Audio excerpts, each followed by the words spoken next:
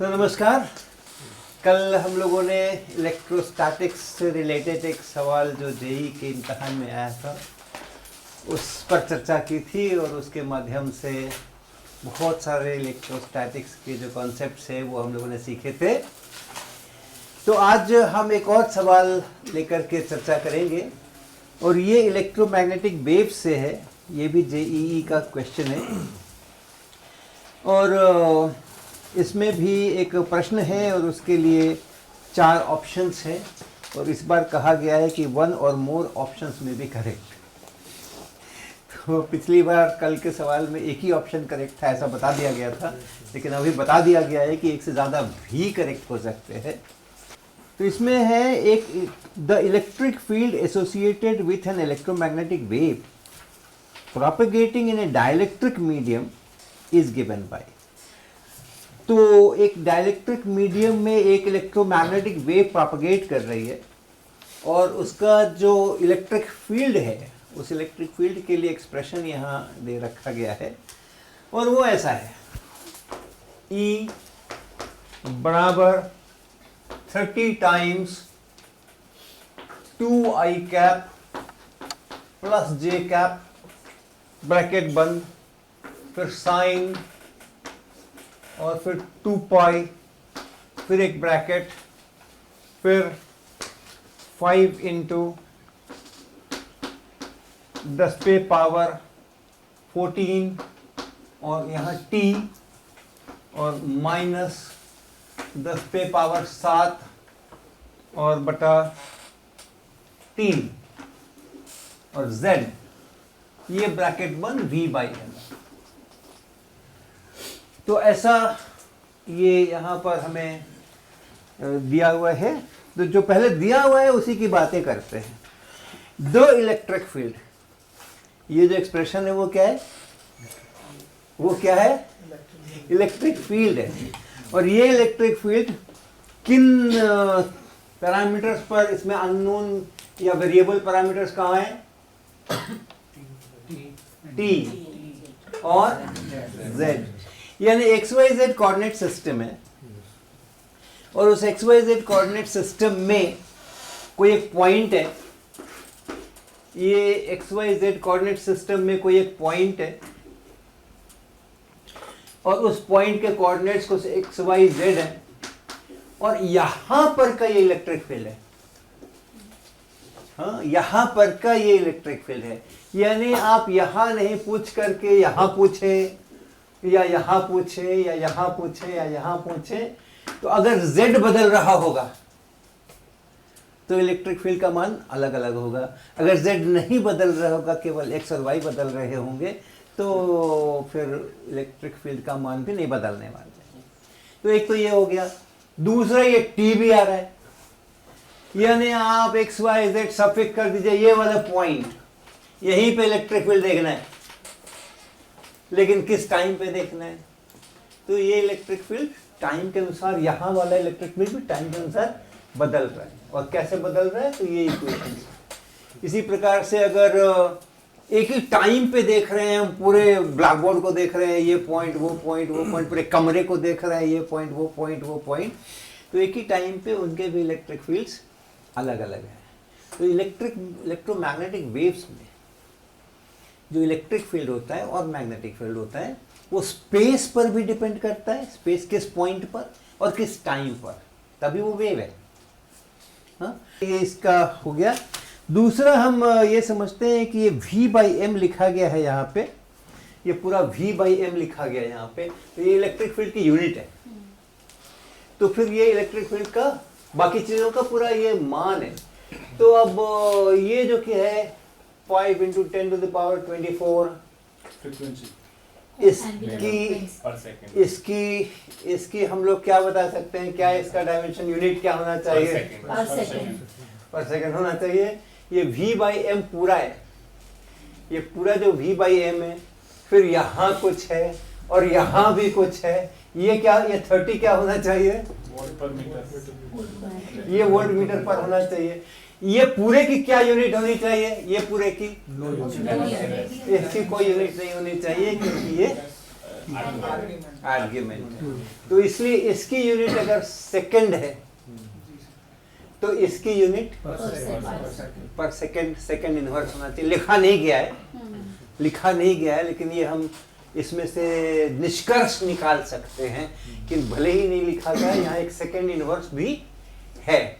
इसी प्रकार से इसकी क्या यूनिट है, इसकी क्या यूनिट है, जेड की मीटर। तो फिर ये भी बिना यूनिट का नहीं हो सकता, इसको पर मीटर होना चाहिए, है ना, इसको पर मीटर होना चाहिए। और इस कोई वेव, इलेक्ट्रोमैग्नेटिक वेव चल रही है, तो उसमें मीटर में कौन सा पैरामीटर हो सकता है, वेवलेंथ हो सकता है, और इसको मीटर का इन्वर्स होना चाहिए, वेव नंबर। तो इसको कुछ 1/वेवलेंथ टाइप का कुछ होना चाहिए, है? तो ये इक्वेशंस देख करके ये सारी बातें जो हैं वो आप चर्चा में ला सकते हैं। ये सभी चीज़ें SI में लिखी गई हैं।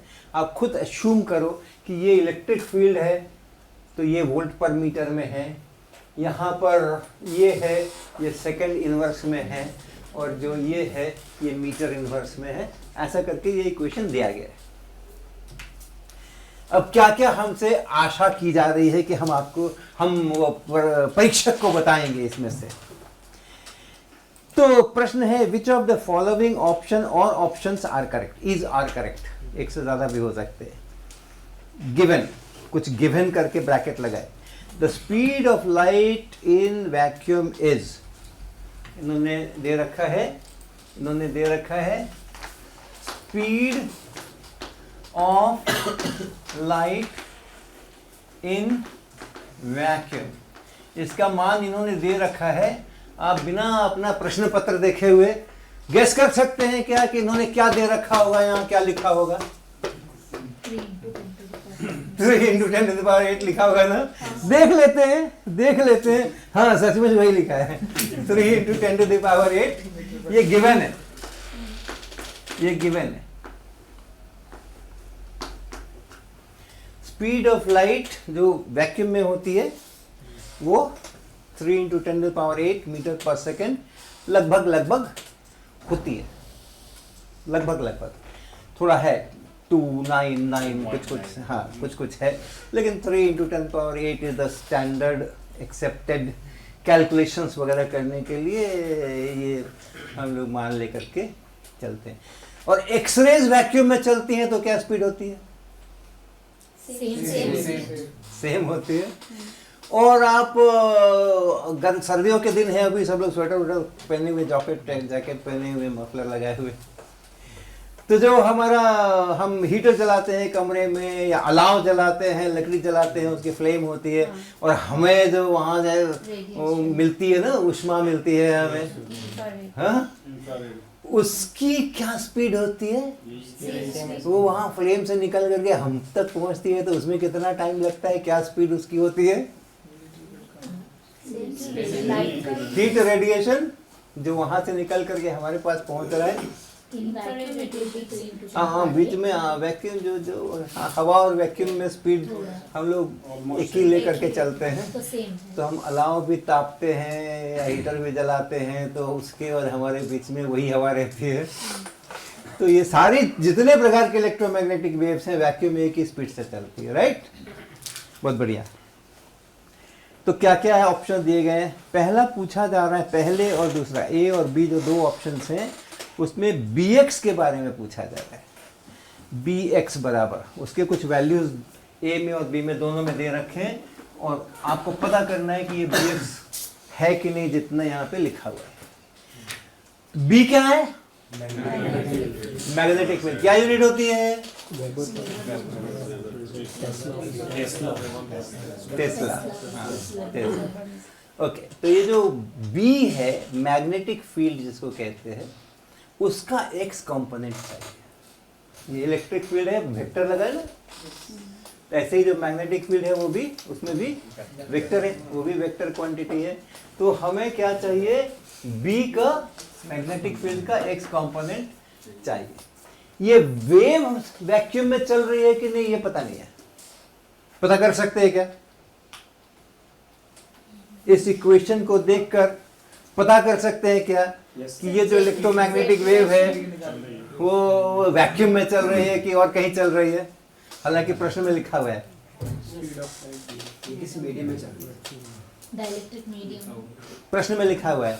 मान लो प्रश्न को हम भूल गए थे, पढ़ा तो था लेकिन भूल गए थे, तो अब ये इक्वेशन देख करके हम बता सकते हैं क्या कि ये इलेक्ट्रोमैग्नेटिक वेव वैक्यूम में चल रही है या किसी मीडियम में चल रही है। सर वो यस सर जैसा यहाँ से ई के ओमेगा साथ फैक्टर है, उसको डिवाइड कर देंगे जेड के साथ फैक्टर से, ये पता चल जाएगा। तो पता चल जाएगा, ओमेगा बाई क्या हाँ, पता चल जाएगा, है ना, मालूम कर सकते हैं इसको। तो इसमें जो अपनी चीजें हैं, इसमें देखिए यहाँ पर ये इलेक्ट्रिक फील्ड का क्या है, ये इलेक्ट्रिक फील्ड का क्या है, ये एम्पलीट्यूड ना, ये इसका एम्पलीट्यूड है। ये साइन +1 से -1 तक बदल सकता है, चाहे आप z बदलो, चाहे आप zt बदलो, चाहे आप दोनों बदलो। हाँ, ये जो साइन है वो किसी भी चीज़ का जो साइन और कोसाइन होता है वो -1 से +1 तक बदलता रहता है। ये जो है ये एम्पलीट्यूड हो गया। तो जो भी ये एम्पलीट्यूड है इंटू +1, जो भी ये एम्पलीट्यूड है -1 इंटू -1, उतने बीच में उसके इलेक्ट्रिक फील्ड का वेरिएशन होना है।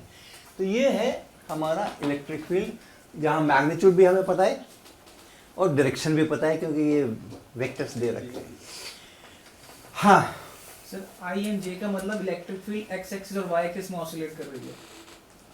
इलेक्ट्रिक फील्ड यहाँ आई कैप है और यहाँ जे कैप है, तो इसका क्या मतलब हुआ?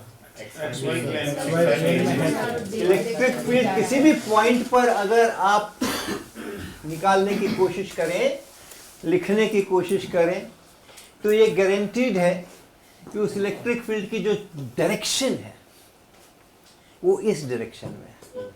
अगर ये एक्सिस से है, ये वाई एक्सिस है, और आप मान लो यहाँ कहीं है या यहाँ कहीं पर है, वहाँ कहीं पर है, कहीं पर भी है, तो ये जो 2i कैप प्लस जे कैप, 2i कैप प्लस जे कैप, 2i कैप इधर 2 यूनिट इधर बढ़ी है, 1 यूनिट इधर बढ़ी है, यही वेक्टर है ना।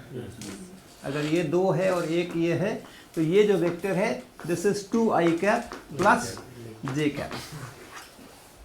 इलेक्ट्रिक फील्ड इसी डायरेक्शन में है। इलेक्ट्रिक फील्ड का डायरेक्शन एक्स एक्सिस से इतना ही एंगल बना रहा है। कितना बना रहा है? tan inverse 1/2, right, 1/2। तो एक्स एक्सिस से इतना, और इतना एंगल किधर बना रहा है? वाई एक्सिस की तरफ। ऐसा नहीं कि इतना एंगल ऐसे बना दे, ऐसा नहीं, वाई एक्सिस। कहीं पर भी आप इलेक्ट्रिक फील्ड देखें तो जो एक्स एक्सिस की डायरेक्शन है, जो वाई एक्सिस की डायरेक्शन है, उसके पैरेलल उस पॉइंट से आप खींच लीजिए 2 लाइनें, वो उसी एक्स और वाई के ही प्लेन में रहना है, और 2 यूनिट इधर तो 1 यूनिट उधर, वही उसका डायरेक्शन फिक्स है। और इस इलेक्ट्रिक फील्ड का इतने का, केवल इतने का मैग्नीट्यूड कितना है? 30 × √5, 30 × √5, क्योंकि ये जो वेक्टर है ना, इसका अपना जो मैग्नीट्यूड है वही √5 है इसका। ये वेक्टर, ये जो लंबाई है यहाँ से यहाँ तक, ये वेक्टर, इसका अपना √5 इसका लेंथ है, तो ये खुद √5 यहाँ और 30 यहाँ, तो 30 × √5 इतना इसका एम्पलीट्यूड है, और डायरेक्शन इसकी ये है। तो जो इलेक्ट्रिक फील्ड की डायरेक्शन है वो फिक्स्ड है, वो नहीं बदल रही। डायरेक्शन कहीं पर भी, कभी भी, किसी भी z पर, किसी भी t पर, किसी भी x पर, किसी भी y, इलेक्ट्रिक फील्ड डायरेक्शन नहीं बदलना है, केवल उसका मैग्नीट्यूड बदलना है। और मैग्नीट्यूड बदलने का मतलब उसको नेगेटिव में भी ले जाके सकते हैं हम लोगों ने कल बात की थी कि magnitude is never negative and amplitude is also never negative. लेकिन ये जो क्वांटिटी है ये तो अपने आप में एक फिक्स क्वांटिटी, एक नंबर है 30 × √5, लेकिन इधर से +1 और -1 हो सकते हैं और बीच के भी हो सकते हैं। तो इसलिए टोटल इलेक्ट्रिक फील्ड की डायरेक्शन पलट सकती है, लेकिन उसी लाइन पर पलटेगी।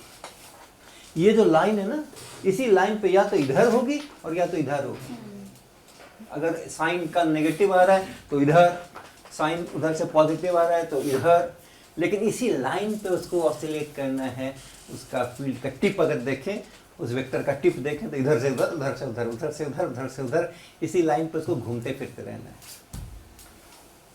हाँ बोलिए। लेकिन उसकी डायरेक्शन होगी वो जेड डायरेक्शन में जाएगा ना आगे, जैसे- मैं अभी इलेक्ट्रिक फील्ड की बात कर रहा हूं। एक पॉइंट हमने देखा और एक टाइम हमने देखा। इस समय पे, इस इंस्टेंट पे, इस टी के इस वैल्यू पे और स्पेस के इस पॉइंट पर इलेक्ट्रिक फील्ड किधर है, किधर है? वो इस वेक्टर की तरफ है। 2i cap plus j cap इस वेक्टर की तरफ है। तो लाइट चल रही है तो बात का प्रश्न है, पहले किसी भी इंस्टेंट पे, किसी भी पॉइंट पर अगर मैं पूछूं इलेक्ट्रिक फील्ड कहाँ है, तो आप बता सकते हो इधर है, ये रहा। कितना है? 13√5 तो है, इनटू ये वो साइन से जो आ रहा है उतना उसका वैल्यूज है उस पॉइंट के ऊपर, राइट? तो ये बात हो गई।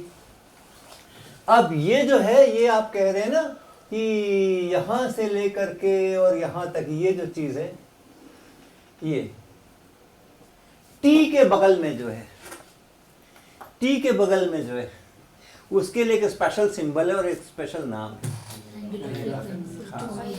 हाँ, इसको हम लोग लिखते हैं ओमेगा, इसको हम लोग लिखते हैं ओमेगा। और इसी तरह ये 2 पाई इंटू ये सब में जो z के बगल में जो है, z के बगल में जो है, ये 2 पाई के बाद एक ब्रैकेट इसका क्लोज किया क्या? नहीं किया। यहाँ पर नहीं, ये किया ना, ये किया ना, ये क्या ब्रैकेट क्लोज है? ओ अच्छा, हाँ ओके, फाइन फाइन। 2 पाई से और यहाँ तक भी एक ब्रैकेट है, तो ये 2 पाई इसके साथ भी लगा है। तो जो z के साथ लगा हुआ है उसको हम लोग क्या लिखते हैं? k लिखते हैं, राइट? तो अगर वैसे लिखे हम, तो पहले देख लें कि इसको हम लिखेंगे कैसे। इस पूरे इक्वेशन को हम लोग सिंबल्स में लेके जाते हैं, नंबर्स जो है ना सिंबल में लेके जाते हैं। तो ये है E और ये है E का एम्पलीट्यूड। अभी कितना है? 13√5, वो एम्पलीट्यूड हो गया। फिर एक वेक्टर, कैसा वेक्टर? अब ये कैसा वेक्टर? Unit vector. ये यूनिट वेक्टर है, क्योंकि मैं पूरा एम्पलीट्यूड यहाँ लिख रहा हूँ। तो ये यूनिट वेक्टर, जिस डायरेक्शन में इलेक्ट्रिक फील्ड को हमेशा रहना है और उसी डायरेक्शन में उसको ऑसिलेट करते रहना है, वो यूनिट वेक्टर। फिर sine omega T minus kx, right? ऐसे हम लोग लिखते हैं। और तब ये जो ओमेगा है इसको हम लोग क्या बोलते हैं? Angular frequency. और ये एंगुलर क्यों बोलते हैं? 2 पाई मल्टीप्लाइड है।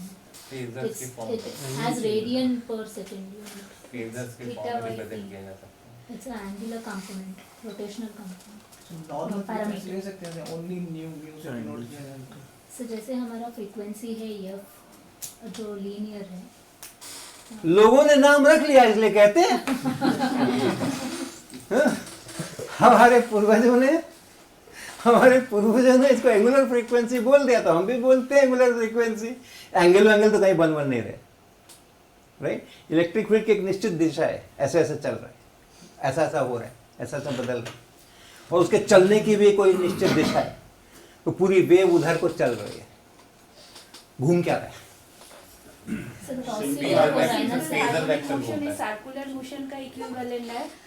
That's why when it is in simple harmonic motion, it is circular motion is also occurring. Okay. तो अगर कोई स्ट्रेट लाइन के ऊपर मोशन हो रहा है Oscillate हो रहा है। तो हम कहते हैं SHM हो रहा है, तो हम कहते हैं कि नहीं नहीं कुछ तो सर्कल पर भी घूम रहा होगा, उसका ये कंपोनेंट बन रहा होगा, वो यहाँ दिख रहा होगा। हाँ. ऐसा हम मैथमेटिकली इक्विवेलेंट बात कर सकते हैं, लेकिन यहाँ कुछ भी सर्कल पे नहीं घूम रहा है। कभी कभी घूमता भी है, लेकिन अभी नहीं घूम रहा। कभी कभी घूमता भी है, कभी कभी इलेक्ट्रिक फील्ड का जो टिप है वो ऐसा ऐसा ऑसिलेट नहीं करके वो सर्कल पर भी घूमता है, कभी कभी इलिप्स पर भी घूमता है, लेकिन अभी कुछ नहीं हो रहा है, उसका फिक्स्ड है, अभी फिक्स डायरेक्शन है। लेकिन वो घूमे न घूमे, सर्किल पे घूमे, इलिप्स में घूमे, स्ट्रेट लाइन पे चले, ये जो क्वांटिटी है ये एंगुलर फ्रीक्वेंसी ही कहलाएगी। साइन के भीतर वो घूम रहा है कि नहीं, वो स्ट्रेट लाइन पे ऑसिलेट कर रहा है क्या, ये कौन डिसाइड कर रहा है, ये कि ये इलेक्ट्रिक फील्ड का डायरेक्शन जो है वो कैसा है, वो ये डिसाइड कर रहा है, ये ओके। तो ये घूमे ना घूमे, स्ट्रेट लाइन पे ऑसिलेट करे, सर्किल में जाए, इलिप्स में जाए, इलेक्ट्रिक फील्ड जो है वो ऐसा है अभी इस पॉइंट पर, फिर ऐसा हो जाए, फिर ऐसा हो जाए, फिर ऐसा हो जाए, ऐसा घूमता हुआ इलेक्ट्रिक फील्ड हो सकता है। ये यहाँ पे क्या दे रखा है उस पर निर्भर कर सकता है। लेकिन अभी ये चीज इससे डिसाइड होने वाली है, लेकिन ओमेगा इससे डिसाइड होने वाला है। ओमेगा यहाँ है, तो इसको कहते हैं एंगुलर फ्रीक्वेंसी, कहते हैं इसलिए कहते हैं ओके। और ये जो बच गया जेड के बगल में जो है के, उसको क्या कहते हैं, उसको क्या कहते हैं, वेव कांस्टेंट।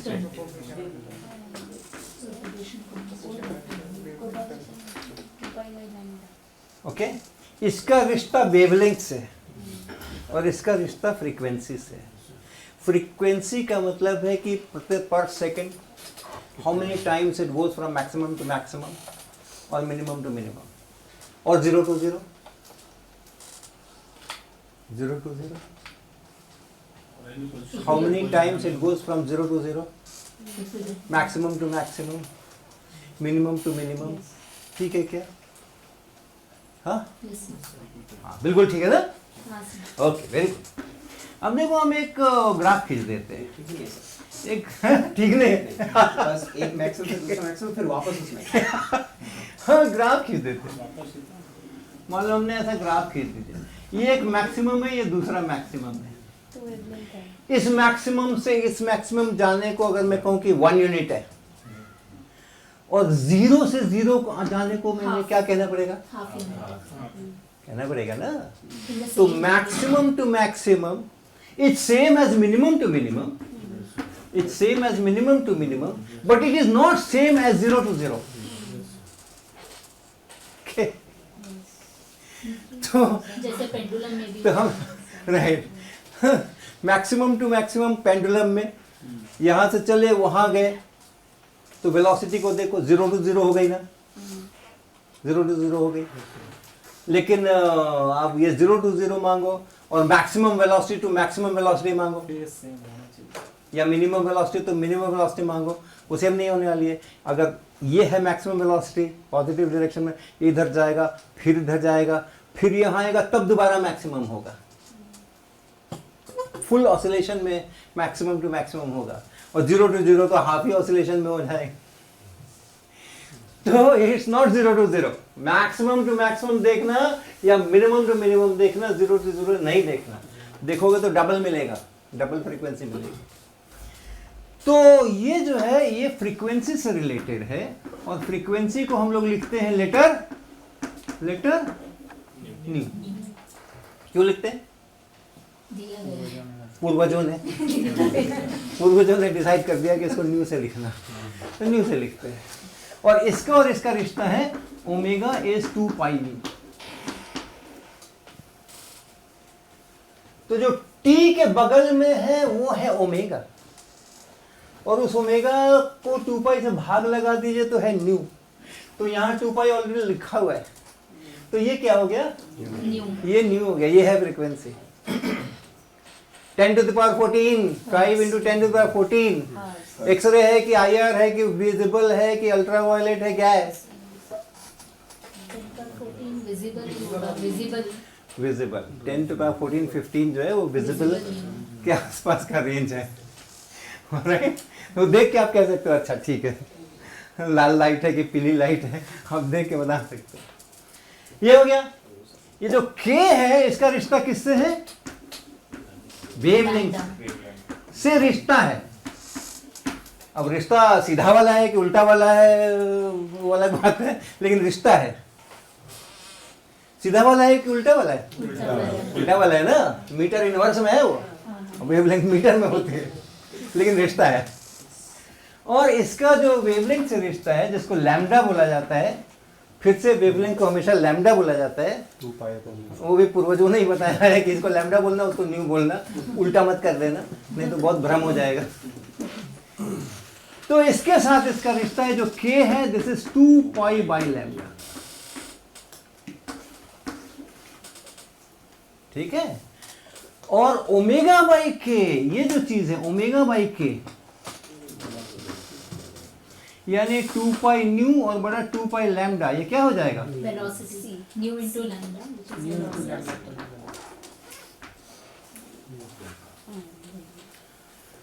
तो अगर आपके पास इलेक्ट्रोमैग्नेटिक वेव में इलेक्ट्रिक फील्ड का इक्वेशन दिया हो या मैग्नेटिक फील्ड का इक्वेशन दिया हो, तो आप उसका एम्पलीट्यूड बता सकते, आप उसके वेक्टर की दिशा बता सकते, आप उसकी फ्रीक्वेंसी बता सकते, आप उसकी एंगुलर फ्रीक्वेंसी बता सकते, आप उसका वेवलेंथ बता सकते हैं। ये सारे इंफॉर्मेशन सिर्फ इस इक्वेशन को देख करके मालूम किए जा सकते हैं। तो हमारे केस में ये जो ई नॉट लिखा है मैंने, वो ई नॉट कितना है?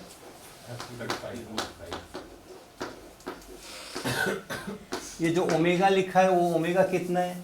ओमेगा कितना है हमारे केस में? 2 पाई इनटू 10 पर 14, 2 पाई इनटू 5 इनटू 10 पर 14। और जो k है वो कितना है?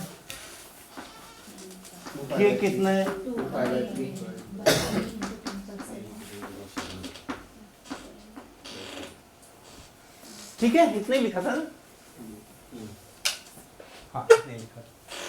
तो ये चीजें हैं ये, और फिर ये चीज याद रखिएगा कि ये चीजें ये होती हैं, राइट। अब चलिए, अब हम आते हैं थोड़ा प्रश्न फिर से पढ़ते हैं। क्या लिखा था, क्या निकालना था मुझे? Bx निकालना था, मैग्नेटिक फील्ड निकालना था। हमें इलेक्ट्रिक फील्ड दिया हुआ है और चाहिए मैग्नेटिक फील्ड। तो एक पहले ये इसको भी देख लेते हैं हम। ये जो यहाँ आप देख रहे हैं, एक तो टाइम है, टाइम तो ठीक है, टाइम है। यहाँ z है, ये क्या बता रहा है? Direction of propagation of wave propagation में प्रोपगेट हो रहा है। ये z डायरेक्शन में वेव चल रही है। ओमेगा टी माइनस के एक्स या के एक्स माइनस ओमेगा टी हो तो x डायरेक्शन में या माइनस x डायरेक्शन में वेव चलती है। कि यहाँ पर ये वो y होता, ये के एक्स की जगह पर के वाई होता तो y डायरेक्शन में चलती है। यहाँ प्लस होता है तो माइनस y डायरेक्शन में चलती है ना। ये सब चीज़ें आपको ध्यान ही है। z है तो ये प्लस z डायरेक्शन में चल रही है। अगर x y z सब होते मिल करके, अगर ऐसा होता कि मान लो कुछ आपको वैल्यूज दे रखा है यहाँ पे 2 पाई इंटू ब्ला ब्ला ब्ला, और फिर यहाँ पे k भी दे रखा है कुछ, और यहाँ पे दे रखा है मान लो k1x, ओके, k2y, k3z, ऐसा कुछ दे रखा है। It's in space, in some other direction, specific direction. तो अभी इसको हम लोग ऐसे थोड़ा से जनरलाइज कर सकते हैं। ये जो चीज़ है ना, इसको हम लोग कह सकते हैं कि ये होती है वास्तव में ओमेगा टी माइनस के डॉट आर, ऐसा कर सकते हैं इसको। के जो है इसको हम कह सकते हैं कि दिस वाज k1x, मतलब x कंपोनेंट ऑफ k है ये, k2y, k3z, और r वेक्टर जो है वो है x i cap plus y j cap और प्लस z k कैप। और तब आप k डॉट आर करोगे तो इस तरह का आपको निकल करके आ जाएगा। वहाँ पर IG का उसका IG वो वेक्टर की तरह। अब ये कंफ्यूजन वाली बात है। k कैप यहाँ भी लिखा है और k वेक्टर यहाँ भी लिखा है, इसका यूनिट वेक्टर ये नहीं है। ध्यान रखना, ये सब चीज ध्यान रखना। ओके, चल मैग्नेटिक फील्ड पे आते हैं। हाँ बताइए। सेकंड केस में कौन डायरेक्शन में ई जा रहा है, उसका एक फिक्स डायरेक्शन है जो k डॉट आर जो आते हैं, लेकिन वो इलेक्ट्रिक फील्ड का डायरेक्शन नहीं है, वो वेव के चलने का डायरेक्शन, Propagation. वेव किधर को जा रही है उसका डायरेक्शन है वो। तो ये फैक्टर बताएगा वेव किधर को जा रही है, ये फैक्टर बताएगा इलेक्ट्रिक फील्ड का क्या डायरेक्शन है। ओके, अब प्रश्न हमें है कि ई रखा हुआ है, जेड डायरेक्शन में हमारा वेव चल रहा है, ये हमें मालूम है, ओमेगा मालूम है, के मालूम है, ई नॉट मालूम है, ई कैप मालूम है, सब चीज़ अपने को पता है। मैग्नेटिक फील्ड चाहिए, तो आपको कुछ कुछ याद होगा कि सबसे सिंपल क्या पढ़ते हैं हम लोग, सब ईएम वेव जब पढ़ते हैं तो सबसे सिंपल पढ़ते हैं इलेक्ट्रिक फील्ड है किधर है, एक्स डायरेक्शन में। ऐसा फोटो बनाते हैं ना कुछ, हाँ, वो एक्स डायरेक्शन में है इलेक्ट्रिक फील्ड। तो कुछ ई नॉट है और आई कैप ऐसे लिख सकते हैं, और फिर कुछ यहाँ साइन है। और मैग्नेटिक फील्ड हम लोग लेते हैं जे कैप डायरेक्शन में, वाई डायरेक्शन में।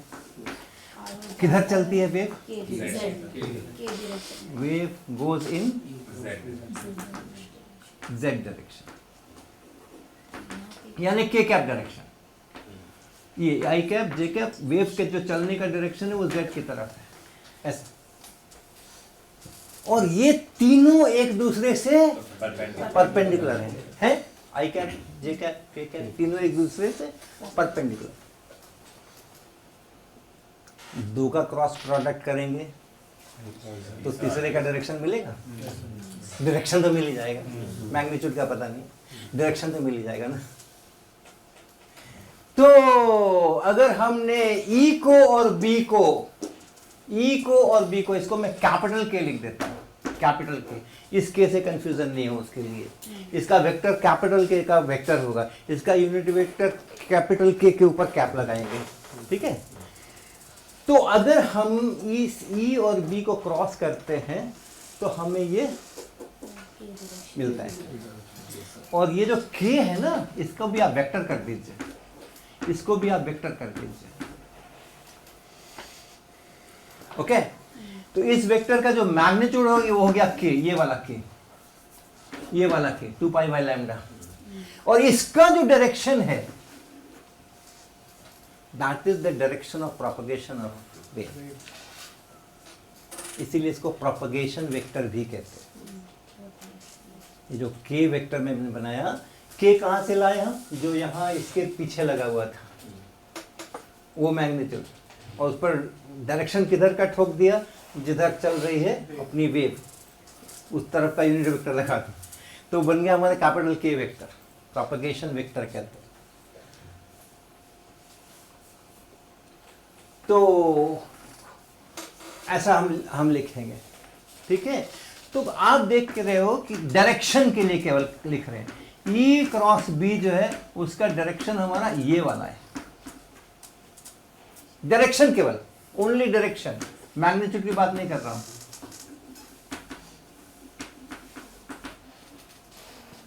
ई किधर है,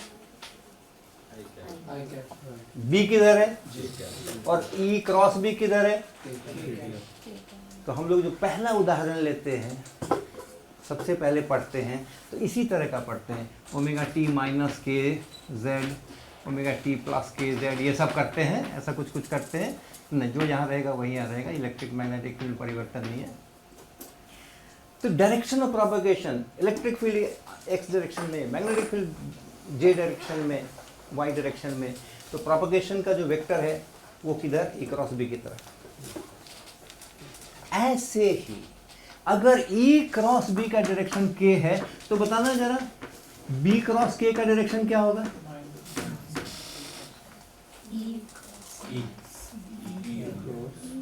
होगा ना, होगा ना,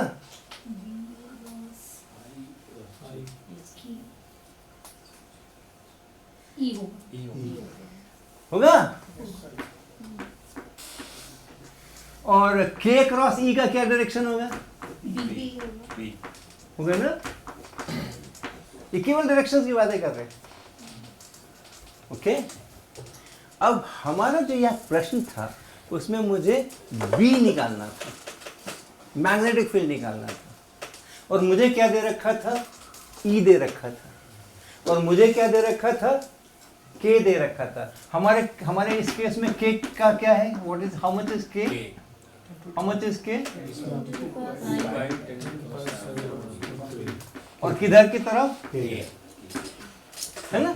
तो मुझे k वेक्टर दे रखा है, मुझे e वेक्टर दे रखा है, और मुझसे b वेक्टर मांगा जा रहा है। K क्रॉस तो K cross B cross C। ठीक ना, ऐसे ही होगा ना।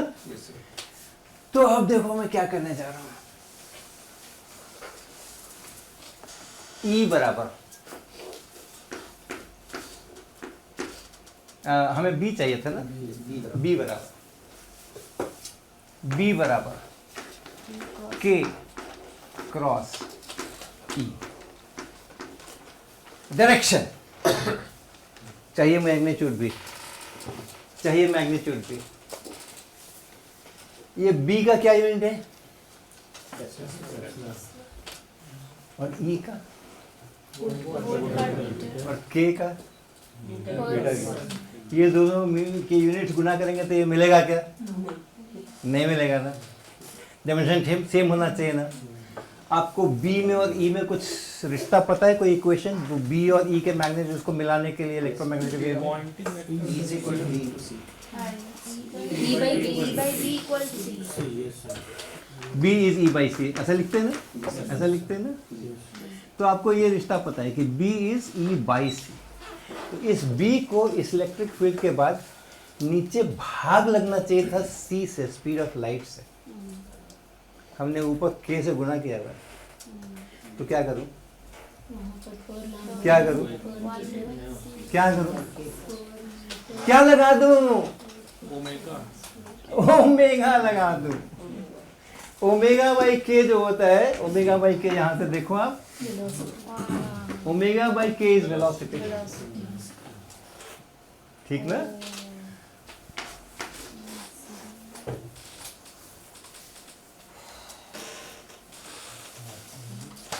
अब इसमें आई कैप, जे कैप, के कैप नहीं है,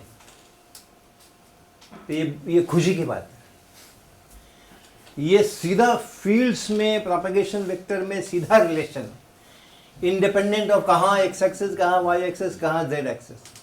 एक्स वाई जेड एक्सिस में आप के रिप्रेजेंट कीजिए, ई रिप्रेजेंट कीजिए, बी रिप्रेजेंट कीजिए, कहीं भी एक्स वाई जेड लीजिए, ये इक्वेशन नहीं बदलेगा, ठीक है। अब इसको तो आप याद कर सकते थे, हम याद कर सकते थे कि अगर हमें इलेक्ट्रिक फील्ड दिया हुआ है और हमें मैग्नेटिक फील्ड निकालना है तो ये सूत्र हो गया। लेकिन मैं याद करने के लिए एडवाइस नहीं करता। आपने एक चीज़ याद किया हुआ है, आपने एक चीज़ याद किया हुआ है, इलेक्ट्रिक फील्ड एक्स डायरेक्शन में, मैग्नेटिक फील्ड जेड में, वाई डायरेक्शन में, और जो प्रोपगेशन के वेक्टर है, कैपिटल के वेक्टर है जेड डायरेक्शन में। बस एक चीज़ ही याद रखते ना, 5-6 चीज़ क्यों याद रखते। अभी इलेक्ट्रिक फील्ड का भी मामला आ सकता है, कभी आपको इलेक्ट्रिक फील्ड का भी मामला आ सकता है। आपको मैग्नेटिक फील्ड दिया गया हो और इलेक्ट्रिक फील्ड पूछा जा रहा हो, उसका भी एक अलग फॉर्मूला निकलने वाला है। तो कितना चीज़ें याद रखें हम। तो हमने सिर्फ ये याद कर दिया कि भाई देखो इलेक्ट्रिक फील्ड है, मैग्नेटिक फील्ड है, और प्रोपगेशन का डायरेक्शन है। इसको क्रॉस सर्कल कर लीजिए, इसको क्रॉस करेंगे तो ये मिलेगा, इसको क्रॉस करेंगे तो ये मिलेगा, है ना। तो आप कर सकते हैं, इसको किया तो ये मिला, इसको किया तो ये मिला, इसको किया तो वो मिला। आप सर्कल कर सकते हैं, आपको जो चाहिए वो उसके बाकी दोनों का कर लीजिए। अगर सही डायरेक्शन में चल रहे हो तो प्लस है, उल्टा डायरेक्शन में चल रहे हो तो माइनस है, जैसे आई कैप जे कैप में जैसे करते हैं। और उससे आप पट से लिख सकते हो इतना पार्ट बी चाहिए कि और ई में लिखना है, तो के क्रॉस ई करेंगे तो बी मिलेगा, के क्रॉस ई करेंगे तो बी मिलेगा, है ना। ई क्रॉस बी करेंगे तो ये मिलेगा, बी क्रॉस के करेंगे तो ई मिलेगा। इतना पार्ट लिख सकते हैं। फिर डायमेंशंस, ये भाई मैग्नेटिक फील्ड है, इलेक्ट्रिक फील्ड बटा सी चाहिए, वेलोसिटी चाहिए। आपको पता है ना क्यू ई क्या होता है, क्यू ई फोर्स होता है, और क्यू वी क्रॉस बी क्या होता है, फोर्स होता है। तो आप देख रहे हैं ना, इसका वही डायमेंशन है जो इसका डायमेंशन है, ये भी फोर्स है, ये भी फोर्स है। तो इसलिए जो ई का डिमेंशन है v इंटू बी का वही डिमेंशन है। तो b आपको चाहिए तो इलेक्ट्रिक फील्ड में वेलोसिटी से भाग लगाना है। और मेरे केस में वेलोसिटी मेरी यहाँ बैठी हुई है, तो जो वेलोसिटी से भाग लगाना है तो ओमेगा बाई के से भाग लगा दो, के ऊपर पड़ा ही हुआ है, ओमेगा से भाग लगा दो। तो ये फॉर्मूला आपको याद करने के बजाय अगर आप इसको वहीं का वहीं डिराइव कर लें अगर ज़रूरत पड़ गई तो कितने सेकेंड लगेंगे? कितने सेकेंड लगेंगे? 5 सेकेंड। और कितना लगेगा? बस अपने को पता है, बस ये खट्टा से करना है, ई क्रॉस बी बराबर क्या होता है, फिर तो सब मालूम है। ये क्रॉस ये करेंगे तो ये मिलेगा, ये क्रॉस ये करेंगे तो ये मिलेगा, सब पता है। और जैसे ही आपने वो लिखा फिर आपको तुरंत मालूम है कि electric field is v times b, b is e divided by v, velocity से भाग करना है यहाँ पे तो कर देते हैं भाग, राइट। तो ढेर सारे फॉर्मूला याद करना और जरूरत पड़ने वाली है आपको परीक्षा के अंदर में उसमें से 2-4 की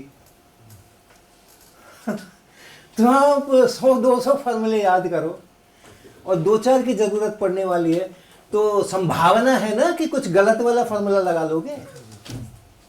200-300 फॉर्मूले याद हैं, उसमें से 3-4 का हमें इस्तेमाल करना है, तो बहुत चांस है कि कोई दूसरा वाला फॉर्मूला लगा ले जाएंगे। और कभी 20 फॉर्मूले अपने को आते हैं तो चांस बहुत घट जाएगा एरर होने का, राइट। तो बहुत सारे फॉर्मूले याद करने से और फायदा रहता है, टाइम बचता है, टाइम बर्बाद नहीं होता है परीक्षा में। ये सब जो परसेप्शन है ये बिल्कुल गलत परसेप्शन है। आप बहुत सारे फॉर्मूले याद करोगे तो नुकसान में रहोगे। थोड़े से याद करो, वहाँ ड्राइव करो, लगाओ 5 सेकंड, वो 5 सेकंड बर्बाद नहीं हो रहे हैं, वो 15 सेकंड बचा रहा है वो। एक तो वो है भूलने के चांसेस है, जितना ज़्यादा में से चूज करना है उतना भूलने के चांसेस बढ़ गए। और दूसरा क्या है, आपने ऑलरेडी देखते हैं ना आप मोबाइल के अंदर में बहुत सारा फोटो वोटो डाल देते हैं तो फिर मोबाइल स्लो हो जाता है, कंप्यूटर स्लो हो जाता है, फिर कहते हैं मेमोरी घट गई, मेमोरी बढ़ गई इसलिए स्लो चल रहा है, हटाओ इसको, मेमोरी साफ करो, खाली जगह करो। हाँ, 200 फॉर्मूला से मेमोरी लोडेड करके जा रहे हो, आपका सीपीयू स्लो चलेगा, आपका प्रोसेसर स्लो चलेगा, उसको मेमोरी स्पेस दो बड़ा सा तो फिर वो फास्ट चलेगा। तो इतना सारा याद करके जाएंगे हम, ऑलरेडी लोडेड है हम मेमोरी के अंदर में, तो मेरा प्रोसेसिंग तो स्लो नहीं होना है। तो इस तरह से आप कुछ चीज़ें याद रखिए, जरूर याद रखिए।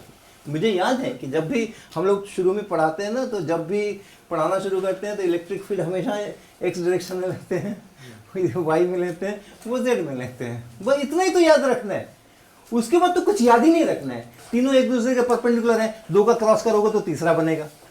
और एक मालूम पड़ गया कि ईबी को क्रॉस करने से प्रोपगेशन मिलता है, तो बाकी तो 1 सेकंड भी नहीं लगने वाला है लिखने में। और उसका डायमेंशन चेक करके गुना करना है, भाग करना है, क्या 5 सेकंड से ज़्यादा नहीं लगने वाला है। And you will save lot of time by keeping yourself with large empty memories. Okay, तो हमने ये सूत्र बना लिया, हमने ये सूत्र बना लिया। अब हम बी वेक्टर लिखने वाले हैं और फिर बी एक्स लिखने वाले हैं। तो हम के के लिए क्या लिखेंगे? अभी इस कैपिटल के वेक्टर के लिए हम क्या लिखेंगे? इसका पहले मैग्नीट्यूड लिखेंगे फिर डायरेक्शन लिखेंगे। तो इसका मैग्नीट्यूड है हमारा 2 पाई इंटू 10⁻⁷ कुछ है, राइट। और इसका डायरेक्शन लिखेंगे ना, ये हो गया। ई हमारा यहाँ दे ही रखा है, पूरा का पूरा ये दे ही रखा है यहाँ पे। और उसके बाद फिर हमें ओमेगा दे ही रखा है, हमें यहाँ ओमेगा दे ही रखा है, तो मुझको बी मिल जाएगा ना। और कैसा मिलेगा? उसमें आई जे के सब कुछ हो सकते हैं, क्रॉस व्रॉस हो रहा है, बस आई वाला कंपोनेंट लिख दो, बी एक्स हो गया। ये जब क्रॉस प्रोडक्ट करेंगे, के की जगह पर वो के वाला पूरा वेक्टर लिखेंगे, ई की जगह पे ई वाला पूरा वेक्टर लिखेंगे, ओमेगा की जगह पर जो ओमेगा दे रखा है वो लिखेंगे, फिर ये क्रॉस प्रोडक्ट करेंगे। तो क्रॉस प्रोडक्ट इसमें ये सब आने वाले हैं, ये सब जो कुछ भी आई जे के आने वाले हैं, कुछ एक्सप्रेशन आएगा उसमें बी एक्स आपको चाहिए तो उसका एक्स कंपोनेंट उठा लीजिए, हो गया। ठीक है, तो इस प्रकार से आप मिलान कर सकते हैं। ऑप्शन ए में कुछ दिया गया है बी एक्स बराबर इतने इतने वेबर प्रति मीटर स्क्वायर, जो टेस्ला के बराबर ही होता है, और दूसरा जो है वो भी बी एक्स का ही वैल्यू है, और उसमें एक प्लस और माइनस का केवल फ़र्क मुझे नज़र आ रहा है। तो आप देख लीजिए कि क्या आपको उत्तर आता है, कौन सा ऑप्शन आपका सही ऑप्शन है। अब उसके बाद का जो ऑप्शन है सी और डी, उसको देख लेते हैं। जो सी ऑप्शन है उसमें कहा जा रहा है the wave is polarised in the X Y plane with polarisation angle 30 degree with respect to the X axis. हाँ या ना ये बताना है। ऑप्शन जो है वो सही है या गलत है ये बताना है। तो क्या पूछा जा रहा है, polarised in X Y plane and polarization angle 30 degree with respect to x axis। तो क्या मतलब है इसका? Polarized is it is only restricted in that plane, What? XY plane. The What? electric field is restricted only in XY plane and it is making an angle 30 degree with the axis K, Z axis. So 2i plus j might make 30 degree, we should check. Definitely it's in XY plane only. तो polarisation जब हम कहते हैं, ये wave में जब हम कहते हैं कि wave is polarised, what does that? It's restricted to only oscillating in one of the planes. Same direction में ऑसिलेट कर रहा है। Same direction. सेम डायरेक्शन में ऑसिलेट कर रहा है, सेम प्लेन में ऑसिलेट कर रहा है। प्लेन में नहीं बोलेंगे सर, सेम डायरेक्शन में ऑसिलेट कर रहा है। अगर मान लो ये इस डायरेक्शन में ऑसिलेट कर रहा है, इस डायरेक्शन में ऑसिलेट कर रहा है, ऐसा है, electric field is either this way or that way, magnitude change. This is Z axis. अभी जस्ट एक बात करें, इस सवाल का बात नहीं करें। ये हमारा एक्स एक्सिस हो गया, आपकी तरफ से कर लेते हैं। ये एक्स एक्सिस हो गया, ये वाई एक्सिस हो गया। जेड एक्सिस किधर होगा, ऊपर के नीचे? क्यों? नीचे होगा, नीचे। सर ये x है पॉजिटिव है, एक y आपने अंदर लिया, y इधर लेके ये है x, ये है y।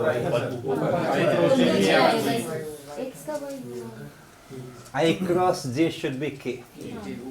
I cross j, I cross j, ऊपर I cross j, z axis ऊपर। मान लो यहाँ ऑसिलेशंस हो रहे हैं अलोंग दिस z एक्सिस, एक लाइन बता रहा हूँ, इस लाइन पर ऑसिलेट हो रहा है। ये ऑसिलेशन इस xy प्लेन में हो रहा है क्या? नहीं हो रहा है। ये इस xz प्लेन में हो रहा है क्या? नो नो क्यों नहीं हो रहा है भाई? इस प्लेन में है ना, हमेशा इसी प्लेन में है, राइट? ये x है और ये z है, ये मेरा xz प्लेन ये वाला बना, ये वाला।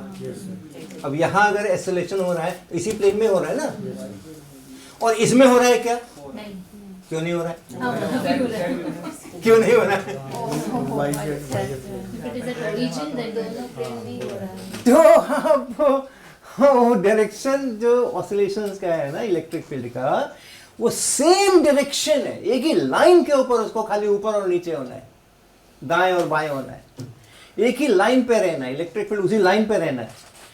ऐसा अगर इलेक्ट्रिक फील्ड हो किसी ईएम वेव में, तो उसको हम कहते हैं कि द वेव इज पोलराइज्ड। अगर सिर्फ इतना ही कहा जाए पोलराइज्ड, तो हम यही मान के चलेंगे, उसको कहना चाहिए it is linearly polarised. Electric field is linearly polarised. तो एक लाइन के ऊपर है, इसलिए इसको लीनियरली पोलराइज्ड कहते हैं। प्लेन पोलराइज्ड भी कहते हैं। क्यों कहते हैं? एक प्लेन डिसाइड करते हैं, प्रोपगेशन का डायरेक्शन होना ही चाहिए प्लेन के अंदर में, प्रोपगेशन का डायरेक्शन होना ही चाहिए। तो फिर वहाँ से वो लाइन इस प्लेन में है कि उस प्लेन में है, तो वो प्लेन में अब एक तो इसका वाइब्रेशन का डायरेक्शन हुआ और एक प्रोपगेशन बन गया, उस प्लेन में है, दूसरों प्लेन में भी है, लेकिन तब वो ऐसा हो जाता है तो उस प्लेन को कहते हैं हाँ इस प्लेन में पोलराइज्ड, जिधर चल रही है और जिधर इलेक्ट्रिक फील्ड है। बट बेस्ट इज कि आप प्लेन को भूल जाइए, इट्स पोलराइज्ड, लीनियरली पोलराइज्ड। तो हमेशा एक लाइन के ऊपर है उसका इलेक्ट्रिक फील्ड का जो डायरेक्शन है वो एक लाइन के ऊपर ही है, उसी पर ऑसिलेशन होता है, तो उसको हम लोग पोलराइज्ड कहेंगे या लीनियरली पोलराइज्ड कहेंगे। और अगर आप उसका भी ध्यान रखें तो आपको पुस्तकों में प्लेन पोलराइज्ड शब्द भी मिल सकता है। तो यहाँ हमसे कहा जा रहा है, तो यहाँ हमने देखा ना कि जो मेरा इलेक्ट्रिक फील्ड था वो हमेशा हमेशा इस वाले डायरेक्शन में रहना था, उसको रहना था ना। जो हमारा इलेक्ट्रिक फील्ड है ये वेक्टर को फिर से याद कीजिए, एक्स एक्सिस वाई एक्सिस, और ये है वो वेक्टर हाँ 2i कैप प्लस j ये, और इसी में ये साइन अगर नेगेटिव हो गया तो इधर की तरफ और ये पॉजिटिव हो गया तो उधर की तरफ, इसी लाइन पे उसको रहना है। तो मुझे जो इलेक्ट्रिक फील्ड दिया गया है वो वाला इलेक्ट्रोमैग्नेटिक फील्ड एक लाइन पर ही ऑसिलेट कर रहा है, और इसलिए ये कैसा है, ये पोलराइज्ड है। और ये डायरेक्शन ऑफ पोलराइजेशन है, जो इलेक्ट्रिक फील्ड का डायरेक्शन है, इलेक्ट्रिक फील्ड का डायरेक्शन, ये चलने का डायरेक्शन नहीं, इलेक्ट्रिक फील्ड का अपना डायरेक्शन, वो पोलराइजेशन का भी डायरेक्शन कहते हैं। तो अब जो हमारा ऑप्शन है उसमें है कि the wave is polarised in the X Y plane with the polarization angle 30 degree with respect to x axis। तो इस x axis से 30 डिग्री पर ये वेव पोलराइज्ड है क्या? है क्या? नहीं है, नहीं है ना, tan 31/2 नहीं होता है ना, इसलिए ये इस एंगल पर पोलराइज्ड नहीं है, इसलिए ऑप्शन सी गलत। ठीक है, और ऑप्शन डी को भी देख डालते हैं कि उसके अंदर में क्या है।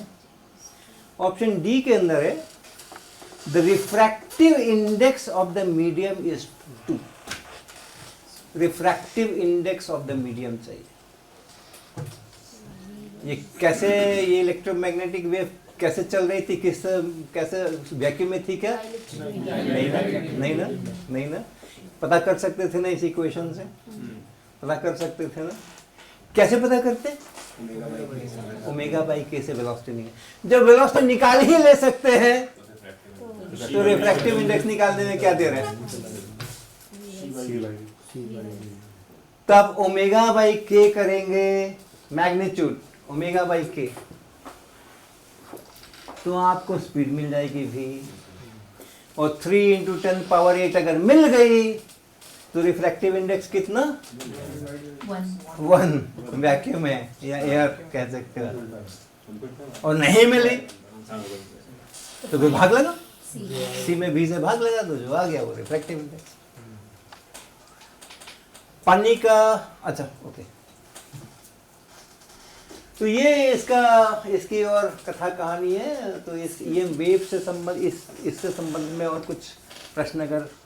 सर हाँ बोलिए। सर वो 30 डिग्री आपने कैसे रूल आउट किया?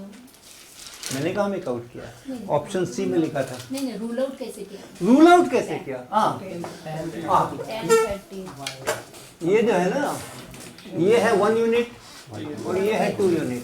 तो tan 30 इस पिक्चर के अनुसार tan 30 कितना हो गया? लेकिन आपने क्या पढ़ा था tan 30 8वीं क्लास में? इतना पढ़ा था ना, tan 30 इतना पढ़ा था ना। और इस चित्र के अनुसार tan 30 होना चाहिए 1/2। तो जो आपने पढ़ा था वो गलत पढ़ा था कि ये चित्र गलत है? ये चित्र गलत है ना, आपको तो बड़े अच्छे से ये पढ़ाया गया था और बिल्कुल सही पढ़ाया गया था। ओके, मतलब पोलराइज तो है मगर एट 30 डिग्री नहीं। पोलराइज्ड है, बेशक पोलराइज्ड है, एक्स वाई प्लेन में भी है। ये जो लाइन है ये एक्स वाई प्लेन में ही है, वो भी ठीक था, लेकिन अंत में जो कह दिया एंगल 30 डिग्री, उसके कारण से उस ऑप्शन का हमें उसको त्याग करना पड़ा, उस ऑप्शन। जब भी जो इक्वेशंस देते हैं इलेक्ट्रिक फील्ड और मैग्नेटिक फील्ड के, जी तो ये तो हरदम लिनियरली पोलराइज्ड रेज के ही देते हैं, क्योंकि वो एक ही इलेक्ट्रिक फील्ड होती है. So always we are talking of a plane polarized wave in such equations. दिए जाते हैं परीक्षा में, जब पूछे जाते हैं सवाल तो इलेक्ट्रिक फील्ड का एक इक्वेशन दे दिया जाता है और वो इक्वेशन ऐसा ही दिया जाता है. हाँ कुलदीप जी, वो इक्वेशन ऐसा ही दिया जाता है जिसमें कि इलेक्ट्रिक फील्ड की एक डेफिनेट डायरेक्शन होती है, लेकिन ऐसा ही दिया जाएगा ऐसा कहीं किसी संविधान में नहीं लिखा है.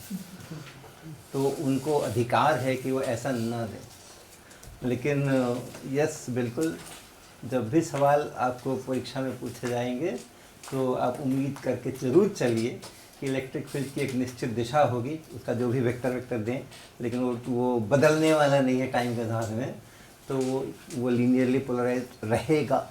इससे आप परंपरा से चली आ रही है ये बात, आप उसका लाभ उठा सकते हैं. हाँ बताइए सर, वही सवाल था. इसका मतलब ये हुआ कि हर वेव किसी न किसी डायरेक्शन में पोलराइज तो होगी, क्योंकि इलेक्ट्रिक फील्ड का जो डायरेक्शन होगा उस डायरेक्शन में वो वेव पोलराइज होगी. अगर इलेक्ट्रिक फील्ड मान लो सपोज I + j कैप होता तो 45 डिग्री में पोलराइज होगी किसी फिक्स डायरेक्शन.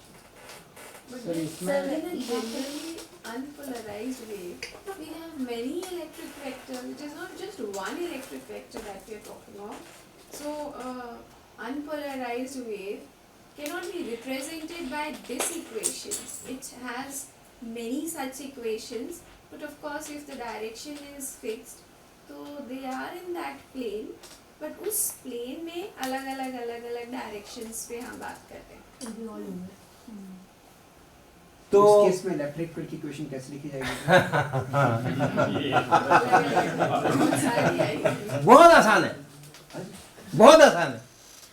देखो, अनपोलराइज्ड लाइट भी होती है, अनपोलराइज्ड वेव्स भी होती हैं, जिसका मतलब है कि the electric field is not confined in one particular direction, but it is confined in one particular plane. क्यों? एक डेफिनेट प्लेन में वो कन्फाइंड है. If the electromagnetic wave is going in one particular direction. Not necessarily, sir. It can be in any plane. हाँ सुनो. अगर electromagnetic wave जो आपको कही गई है वो एक खास डायरेक्शन में चल रही है, ऐसा मुड़ नहीं रही है और बेंडिंग नहीं हो रहा है और कुछ नहीं हो रहा है, एक ही डायरेक्शन में अगर चल रही है तो the electric field has to be perpendicular. और if the electric field has to be perpendicular to a given direction, one plane में इसी प्लेन में रहना जरूरी है. लेकिन इस प्लेन में अभी ऐसे है, थोड़ी देर बाद ऐसे हो जाए, थोड़ी देर बाद वैसे हो जाए, थोड़ी देर बाद ऐसे हो जाए. एक गिवन इंस्टेंट के ऊपर yes it has a direction, but the moment you change that instant, अगले इंस्टेंट पे आप जाते हो, अगले क्षण पे आप जाते हो, ज़रा सी देर के बाद देखते हो, तो ऐसा हो सकता है कि आपका इलेक्ट्रिक फील्ड ऐसा नहीं हो करके उस समय ऐसा 10-15 बार ऐसा किया, फिर मन उब गया तो ऐसा शुरू हो गया, फिर उससे भी मन उब गया तो ऐसा शुरू हो गया. हाँ, फिर रैंडमली भी चेंज कर देता, अभी इधर है, अब थोड़ा उधर देख लें क्या हो रहा है, थोड़ा उधर देख लें क्या हो रहा है, ऐसा भी संभव है. तो ऐसी जो लाइट होती हैं उसको हम लोग कहते हैं अनपोलराइज्ड. टाइम बदलने के साथ उसके इलेक्ट्रिक फील्ड की दिशा बदलती रहती है. और जनरली जो हमारे लाइट सोर्सेज होते हैं वो ऐसे ही होते हैं. आप कैंडल जला लो, एक बल्ब जला लो, मरकरी ट्यूब जला लो, आग जला लो, लेजर की थोड़ी कहानी थोड़ी सी अलग है. जो जनरली हमारे लाइट सोर्स, देखो लेजर को हम लोग लाइट सोर्स की तरह इस्तेमाल साधारणतः नहीं करते. कमरे में रोशनी करने के लिए हम लोग लेजर का उपयोग नहीं करते. तो अमूमन जो लाइट सोर्सेज हम लोग इस्तेमाल करते हैं दे आर ऑल अनपोलराइज्ड. उनके जो लाइट एमिट करने का मैकेनिज्म है वो ऐसा मैकेनिज्म है कि एक समय जो लाइट एमिट हुई है, चलने की दिशा फिक्स्ड है, लेकिन एक समय जो लाइट एमिट हुई है, थोड़ी देर के बाद जो लाइट एमिट हुई है उनमें आपस में कोई तालमेल नहीं है, आपस में कोई वार्ता नहीं है, वो एक दूसरे को नहीं जानते हैं। एक ने अपना डायरेक्शन चूज किया, अच्छा इधर जाना है, ओके परपेंडिकुलर। दूसरे ने कुछ अच्छा इधर जाना है, परपेंडिकुलर। तो इसने ऐसा वाला परपेंडिकुलर ले लिया, उसने वैसा वाला परपेंडिकुलर, आपस में उनमें कोई बातचीत नहीं हो रही है। सर एक क्यों हो रहा है, ये एटम्स जो रेडिएट कर रहा है वो उसका डायरेक्शन चेंज कर जाता है माने। हाँ ऐसा ही कुछ होता है, कुछ ऐसे ही होता है। जो एटम्स से रेडिएशन आ रहे हैं, तो एटम्स बहुत सारे हैं। जो आपका लाइट का सोर्स है वो तो एक्सटेंडेड सोर्स है ना, एक एटम से तो लाइट नहीं आता। तो आपको जो लाइट मिल रही है वो जिस सोर्स से मिल रही है उसमें बहुत ढेर सारे एटम्स हैं। तो कभी कोई एटम आ जाता है सामने, मैं रेडिएट कर देता हूँ, आप लोग आराम करो। इसीलिए हो रहा है। कभी कोई दूसरा एटम आ जाता है, आपने इमिट कर लिया ना, अब बैठो, अब मुझे चांस दो, मैं करूँगा। तो कभी कोई वाले एटम्स रेडिएट करते हैं, कभी दूसरा ग्रुप ऑफ एटम्स रेडिएट करता है। तो अलग अलग इंस्टेंट पे अलग अलग ग्रुप ऑफ एटम्स रेडिएट करते हैं और उनमें आपस में रिश्ता नहीं रहता है। तो फिर वो उनके इलेक्ट्रिक फील्ड के डायरेक्शंस डिफरेंट हो सकते हैं as a function of time. Sir एक चीज़ इसमें पूछ रहे हैं सर, एक तो ये बताइए फ्रीक्वेंसी तो फिर अलग हो जानी चाहिए? ऐसा नहीं है, कई कारणों से ऐसा नहीं है। मैं एक ही सोर्स की बात कर रहा हूँ, ओके? एक ही सोर्स है, एक ही प्रकार के एटम्स, केमिकल कंपोजिशन एक ही है, एनर्जी लेवल्स एक ही हैं, इलेक्ट्रॉन्स के ऑर्बिट्स एक ही हैं, सब में 1s है, सब में 2s है, सब में 3s है, सब में 3d है, सब में p है, p में अगर 2 है तो 2 है। तो जो भी है कार्बन है, जो भी एटम है उसी का सोर्स है, ओके? तो एक वो है। दूसरा क्या है कि जो सोर्स होता है नॉट नेसेसरली एक एलिमेंट का source, that can be A compound which is emitting light, okay? तो अगर वो कंपाउंड है तो बहुत सारे एटम्स हैं, मॉलिक्यूल्स हैं, मॉलिक्यूल्स के अपने एनर्जी लेवल्स हैं, अलग अलग एटम्स के अपने एनर्जी लेवल्स हैं। कब कौन सा वाला इमिट हो रहा है you don't know, the frequencies भी मिक्सड अप हो सकती हैं, कई सारी फ्रीक्वेंसीज एक साथ हो सकती हैं। Third, this is not the only mechanism. अगर हाई टेम्परेचर पर है, जो हमारे फिलामेंट बल्ब वगैरह में होते हैं, हाई टेम्परेचर पर अगर it's because of the temperature that radiation is coming out. और टेम्परेचर के कारण जो रेडिएशन आता है उसकी फ्रीक्वेंसी का एक कंटिन्यूअस वेरिएशन होता है। ब्लैक बॉडी रेडिएशन एक कंटिन्यूअस वेरिएशन होता है उसका, उसके लिए वो एनर्जी लेवल नापने का जरूरत नहीं, कितने इलेक्ट्रॉन वोल्ट का वो एनर्जी लेवल डिफरेंस है उतना ही वो एमिट करेगा। वो ये फ्रीक्वेंसी एकदम इन्फिनिट रेंज है वो उसका, किसी फ्रीक्वेंसी पे ज़्यादा, किसी फ्रीक्वेंसी पे कम, but all kinds of frequencies are emitted by hot source. तो इसलिए आप ये उम्मीद मत कीजिए कि एक ही फ्रीक्वेंसी क्यों नहीं है, और अगर नहीं है तो उसका कारण ऐसे मत ढूंढिए, बहुत सारे कारणों से वो मल्टी फ्रीक्वेंसी चीज़ें हो जाती है। सर डिफ्यूज लाइट ज़्यादा अनपोलराइज्ड होगी और वो देखने के लिए मतलब हमें अगर पोलराइज्ड लाइट मिलेगी तो ग्लेयर प्रोड्यूस कर सकती है क्या? नहीं, ग्लेयर प्रोड्यूस होता है बिकॉज ऑफ इंटेंसिटी, चौंध लगना जिसको कहते हैं। इतनी तेज लाइट है आप पट्ट से आंख बंद कर लेते हो, it's not because of polarisation, it is because of intensity. तो आप ऐसे कर सकते हो, आपको चौंध लगती है, आपको कहीं जाना मजबूरी है और जाने के रास्ते में ऐसा लाइट सब लगा के रखे हुए हैं कि हो रहा है, तो आप कर सकते हो कि पोलराइजेशन ले करके और उसको पोलराइज कर दो। तो पोलराइज करने का मतलब है कि हमने एक डायरेक्शन अलाउ किया, बाकी को काट दिया, तो इंटेंसिटी डाउन हो जाती है, तो फिर ग्लेयर घट जाता है। उसका सीधे इंटेंसिटी भी उस सोर्स का डाउन कर दिए होते बिना पोलराइजर लगाए हुए तो भी ग्लेयर खत्म हो जाता।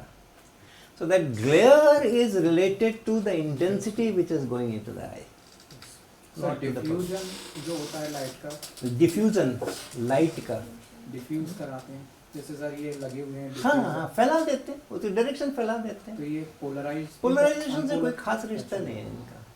वो अगर सीधी बल्ब है और वहाँ से सीधा आता है मेरी आँख के अंदर में, उसको आपने थोड़ा वहीं पे फैला दिया है तो इंटेंसिटी थोड़ी घट गई मेरे को। ओके, पूरे कमरे में एक यूनिफॉर्मिटी आ गई। जो एक सोर्स लगाते, एक बल्ब लगाए होते, वहाँ पर एक बल्ब लगा हुआ है, वहीं से सब जगह लाइट आती, तो यहाँ कम आती, वहाँ ज़्यादा आती है, वहाँ ये होती, वहाँ होती, डिस्टेंस के अनुसार। अब इतने सारे लगा दिए ना, तो एक यूनिफॉर्मिटी आ गई है पूरे के अंदर में।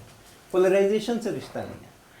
सर ऑटोमोबाइल हेडलाइट्स पे पोलराइड्स व्हीकल्स के हेडलाइट्स पे यूज करते हैं पोलराइड्स। करते हैं सर वो स्पेक्स लगा सकते हैं पोलराइड। ठीक है, वो सब एप्लीकेशंस, इंजीनियरिंग एप्लीकेशंस करने दो। आप अपना फिजिक्स के ऊपर, बेसिक्स के ऊपर ध्यान दो कि हो क्या रहा है यहाँ पर और हैंडल कैसे करना है अपने को प्रॉब्लम। सर ये जो आपने जनरलाइज्ड अभी क्वेश्चन बताई अनपोलराइज्ड लाइट की, उस केस में अगर हम यहाँ पर देखें तो जो साइन के बाहर वाला कंपोनेंट है that must be having T in it. Yes, अगर वो हम कह रहे हैं वेरी कर रहा है विद टाइम तो उसमें क्या होता है, होता है ऐसा भी होता है, होता है, यस होता है, वहाँ पर भी वैसा हो सकता है। ओके, लेकिन होता है क्या है ना कि वो अगर आप टी से उसको वेरी कराओगे तो आप एक इक्वेशन लिखोगे तो it will vary in a particular specific way, but the unpolarized light is randomly changing its orientation. Electric field is randomly changing, तो उसको इक्वेशन में कैसे बांधें? that function itself is changing. Right, तो मैं कह रहा था आसान है लिखना।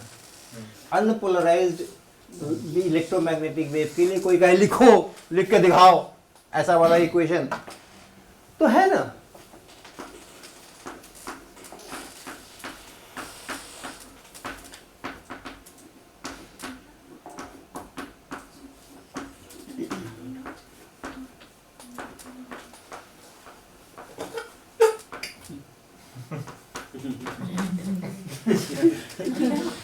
It's time.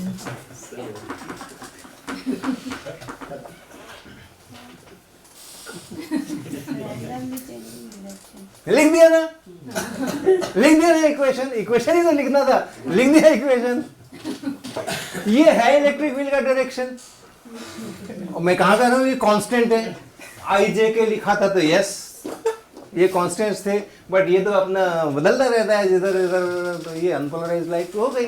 और इसको अगर एक निश्चित मान दे दो तो पोलराइज्ड हो गई। और वो चेंज भी अपने हिसाब से होती हैं।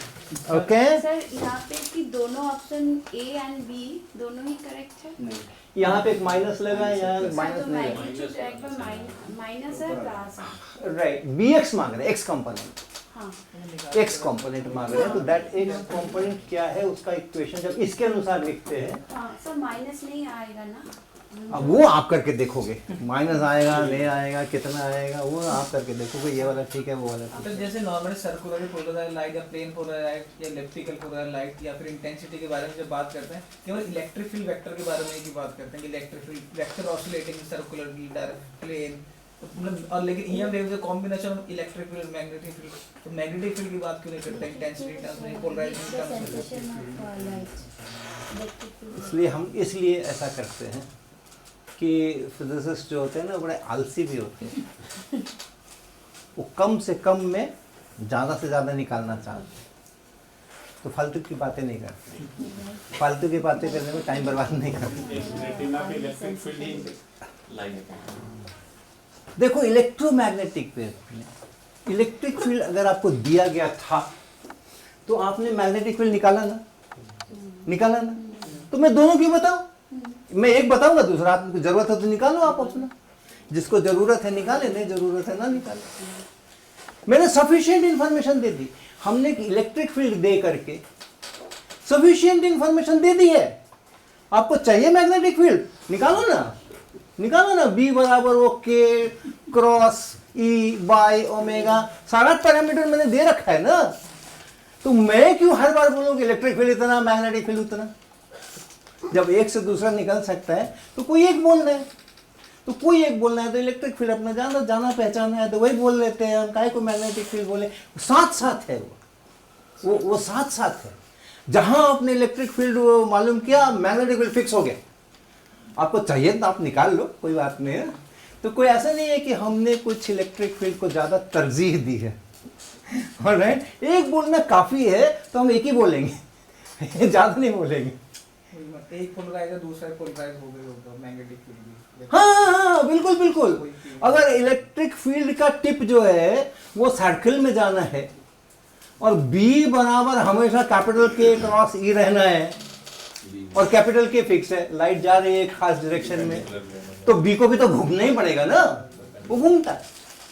ओके, एक तो ये बात है। दूसरी बात है कि ये क्या वो नाइंसाफ़ी करते हो भाई, लोगों ने, पूर्वजों ने ये खाली इलेक्ट्रिक फील्ड मैग्नेटिक फील्ड ही रखते ना, इलेक्ट्रिक फील्ड जिसको ज़रूरत होती वो निकालता। ऐसा क्यों नहीं किया? तो एक तो वैसा कर दिया होता तो लोग पूछते हैं भैया इलेक्ट्रिक फील्ड क्यों नहीं बोला, मैग्नेटिक फील्ड क्यों बोला, यही सवाल उस पर उठ जाता है। But there is a reason also.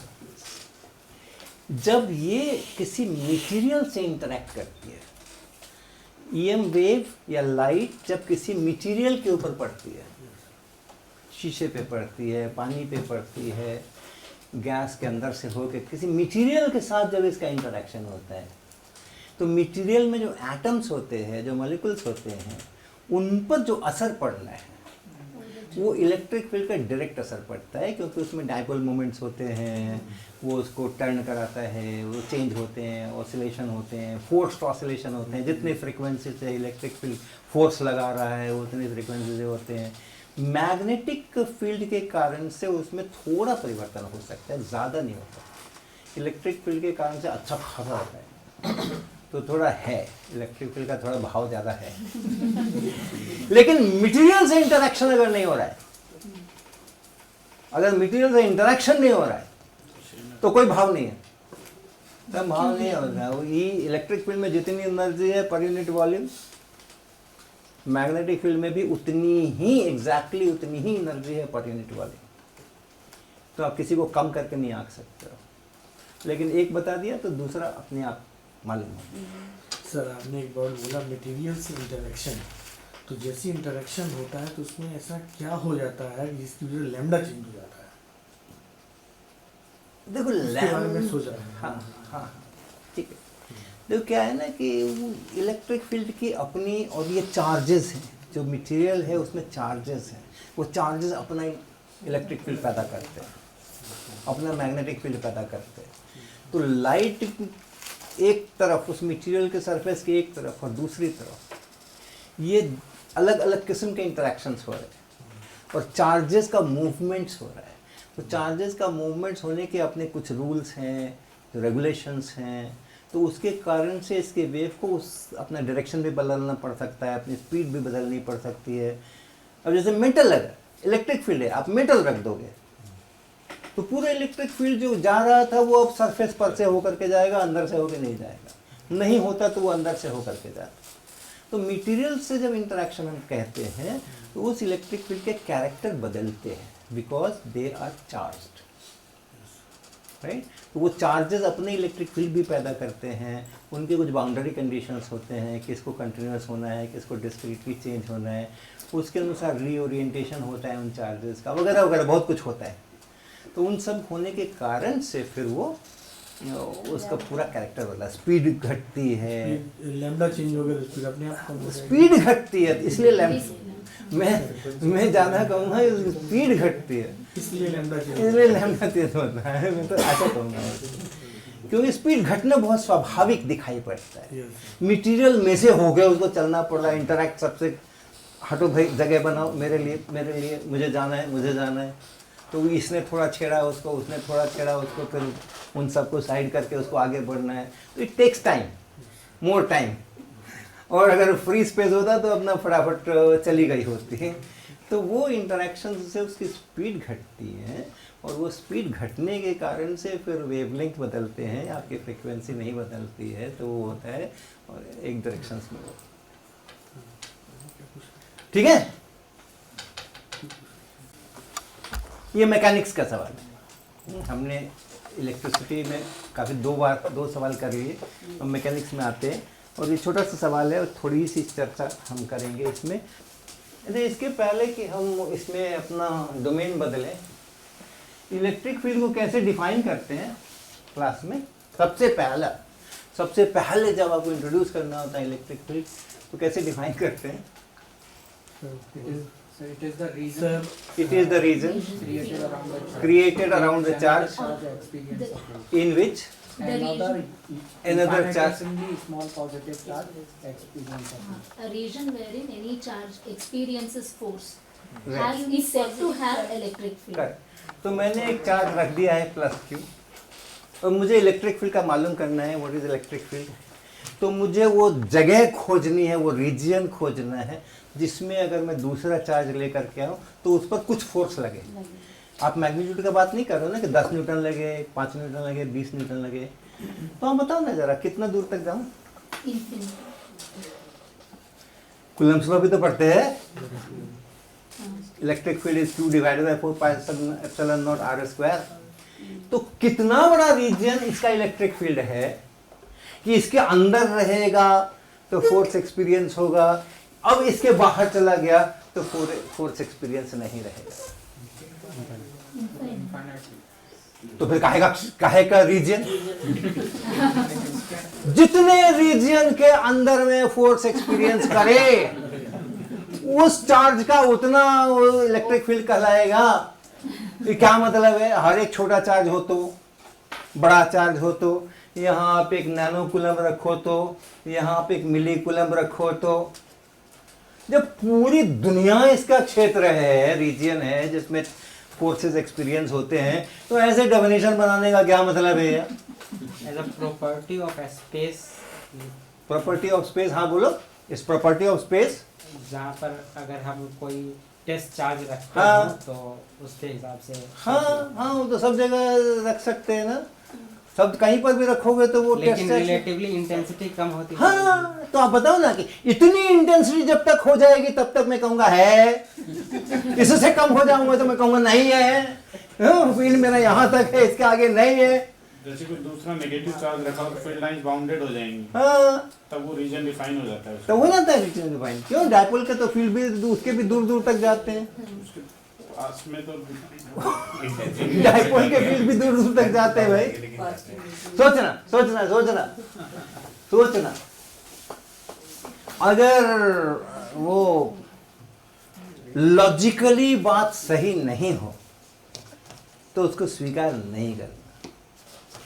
Okay, logic ढूंढना, अगर लॉजिक समझ आए तो ठीक, नहीं समझ आए तो परंपराओं को तोड़ने की भी अपनी को स्वतंत्रता रहती है। ऐसा नहीं है कि हम बंधे हुए हैं परंपराओं से, हम लॉजिक से बंधे हुए हैं।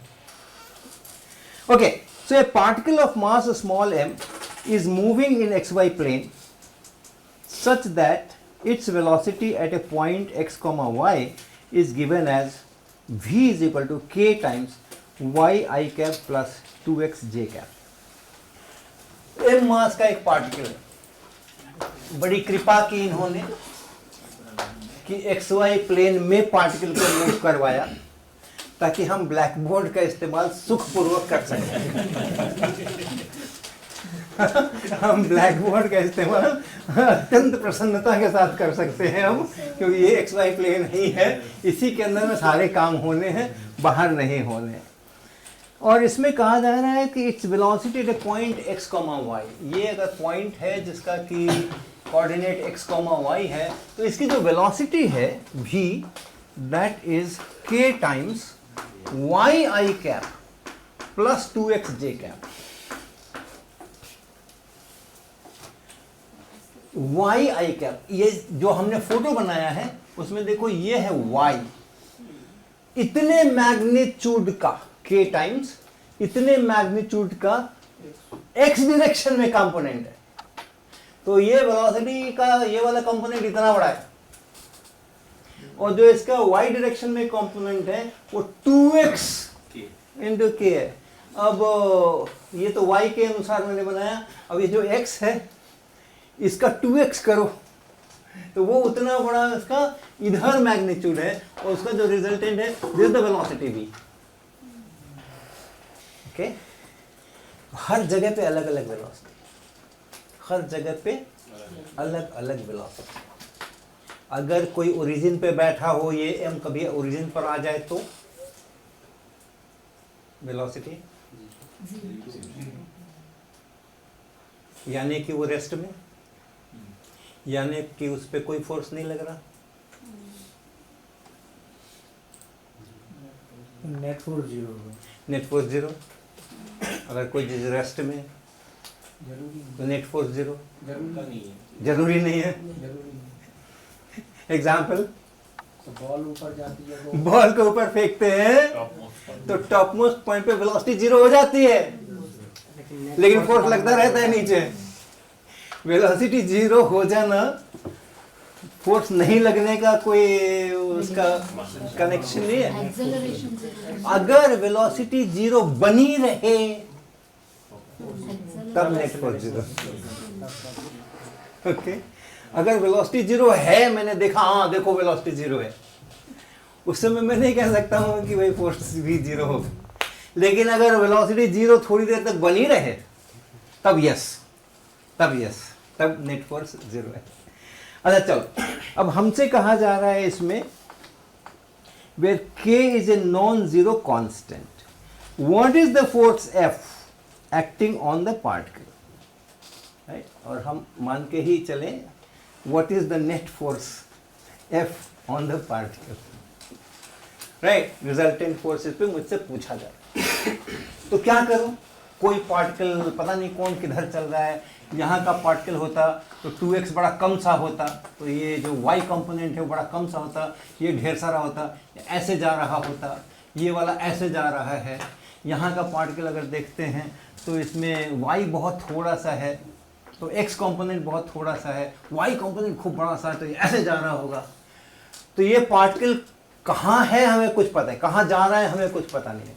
इतना ही पता है अगर ये यहाँ कभी पहुँच जाए तो इसकी वेलोसिटी ये चाहिए, अगर कभी वहाँ पहुँच जाए तो उसकी वेलोसिटी वो चाहिए। वो मेरे को केवल दे रखे और पूछ रहे हैं कि रिजल्टेंट फोर्स बता दो,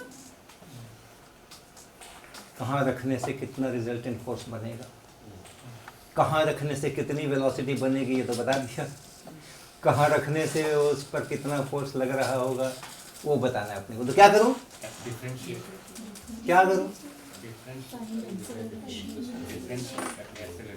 है ना, और ये इसका इस्तेमाल करो ना। जो बहुत थोड़े से फॉर्मूला याद रखने हैं उसमें से एक ये भी है, इसको भी याद रखना है। 20-25 से ज्यादा याद नहीं करना पूरे फिजिक्स के अंदर, ये इसको भी याद रखना। तो एक्सेलरेशन मिल जाए अगर तो रिजल्टेंट फोर्स मिल जाए, और वेलोसिटी दे रखी है, ठीक है। तो हम इसका एक्सेलरेशन निकालते हैं dv/dt। इसको क्या पढ़ते हैं, इसको क्या पढ़ते हैं, रेट ऑफ चेंज नहीं पढ़ते क्या है, तो लिखा है तो क्या पढ़ोगे, dv/dt नहीं, d/dt of v, okay, dv/dt बिल्कुल नहीं। लेकिन दूसरा इसको जो पढ़ने का स्टाइल गणितज्ञों ने स्वीकार किया हुआ है, स्वीकार्य है, वो है dv/dt, बीच का बाई हटाओ, dv/dt। तो मेरा अभ्यास उसी का है, dv/dt, dx/dt, राइट, बाई हटाओ, उतना भी बोलने का जरूरत नहीं है, d/dt ऑफ भी उतनी भी, dv/dt का, ठीक है। तो दिस dv/dt k क्या है, लिख दूं क्या, ये कांस्टेंट है क्या, तो इसका भी ddt करना पड़ेगा ना, तो लिखना पड़ेगा dy/dt, dy/dt लिखा है इसको। आई कैप कांस्टेंट है क्या, कांस्टेंट है ना, तो कभी भी कहीं भी जाओ, यहाँ जाओ तो भी यही आई कैप है, यहाँ जाओ तो भी यही आई कैप है, यहाँ जाओ तो भी यही आई, इसकी ना डायरेक्शन बदल रही है ना मैग्नीट्यूड बदल रही है, ये कांस्टेंट है। तो लिख दूं क्या, 2 को लिख दूं क्या, इस x का क्या करूं, dx/dt लिख दूं, और इसको क्या करूं, j कैप लिख दूं। तो ये हो गया vy, हो गया ना, ये vy इसी को कहते हैं ना, y component of velocity, dy/dt is y component of velocity by definition, I cap plus 2 times dx/dt को क्या लिख दूं, j कैप, और ये VY तो मुझे कुछ 2K पता लग रहा है कि यहाँ कुछ है। 2KX 2KX है ना, 2KX। VY तो हमें V तो पता ही है हर जगह का, तो 2KX, तो ये 2KX और इसके आगे लिखा है I कैप और फिर प्लस ये 2 लिखा है और अब VX लिखा है, V यहाँ पूरा पड़ा हुआ है, तो ये है KY, तो ये हो गया KY और उसके बाद J कैप, ये हो गया J कैप। दोनों में 2K है, यहाँ भी 2K है, यहाँ भी 2K, बाहर निकाल ले तो 2K स्क्वायर। अंदर क्या बचा?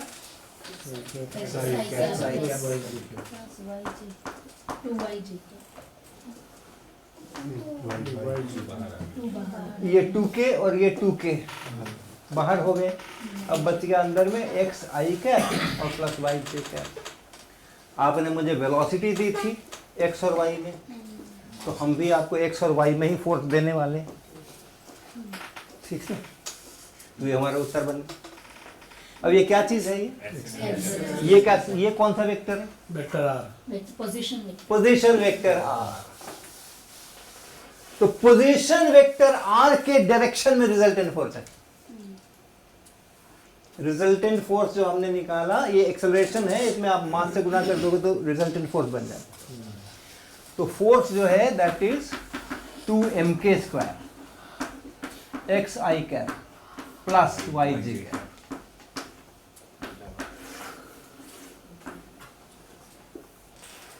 और ये बना 2mk स्क्वायर और फिर r vector x I cap plus y j cap.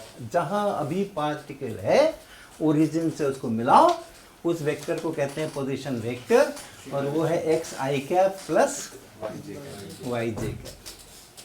तो यानी यहां पार्टिकल है तो फोर्स इधर लग रहा है, यहां पार्टिकल है तो फोर्स इधर लग रहा है, यहां पार्टिकल है तो फोर्स इधर लग रहा है, यहां पार्टिकल है तो फोर्स इधर लग रहा है।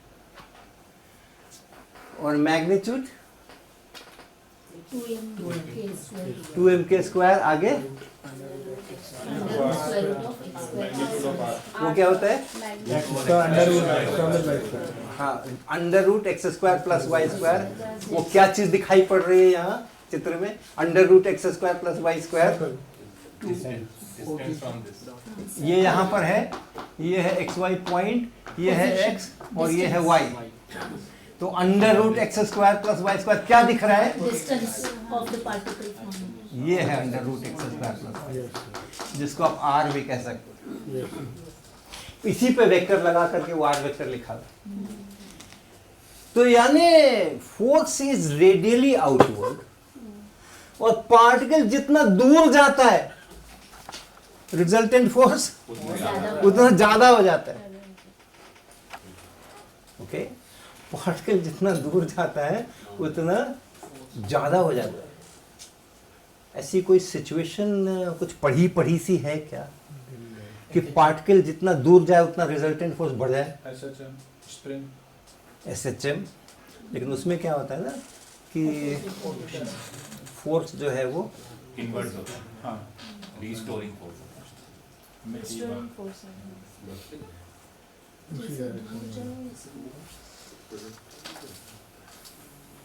कुछ कोई सिचुएशन आप ऐसा पढ़ते पढ़ाते हैं क्या? ऊपर जाता है तो जितना दूर जाता है उतनी उसकी उस पर फोर्स घटता जाता है ना। अर्थ से जितना आप ऊपर जाते जाओगे सर फ्री फॉल में जब ऊपर से नीचे आता है तो ओरिजिन कहाँ लूँ? नहीं, फोर्स तो उतना ही रहता है, वेलोसिटी फोर्स उतना ही रहता है। लेकिन एक सिचुएशन मुझे याद आ रही है जो हम लोग अपने प्लस 2 के लेवल में पढ़ते पढ़ाते रहते हैं। वो क्या होता है? वो पानी में डाला जाता है ना, वो बोलो। तो उसमें कहाँ डिस्टेंस बढ़ाते जाओ तो फोर्स भी बढ़ता है। सर एक वायर के अंदर जब मैग्नेटिक जाते हैं आगे तो मैग्नेटिक बढ़ता रहता है, इनसाइड ही वाला मैग्नेटिक बढ़ता रहेगा रेडियस के साथ साथ, तो फोर्स भी बढ़ेगा। वो किस पर फोर्स? तो 4 पार्टिकल उसको चलाना भी पड़ेगा, वेलोसिटी भी देनी पड़ेगी, तब फोर्स आएगा। पोजीशन से केवल फोर्स नहीं आएगा। Magnetic charge particle magnetic field में अंदर फोर्स लगता है। इलेक्ट्रॉन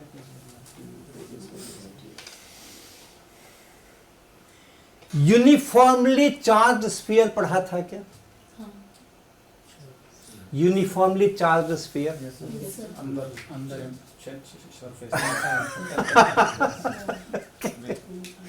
होता है ना, उसमें सेंटर पे कितने इलेक्ट्रिक फील्ड है, और सेंटर से जैसे जैसे दूर होते जाओ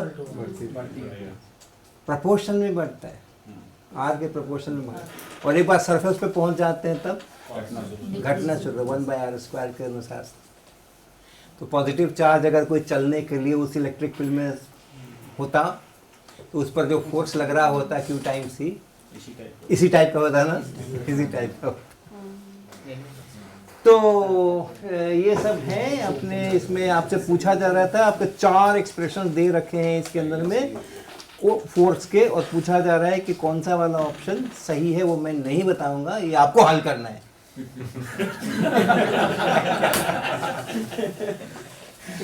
ओके, चलो तो आज के सेशन के लिए इतना ही। Thank you very much.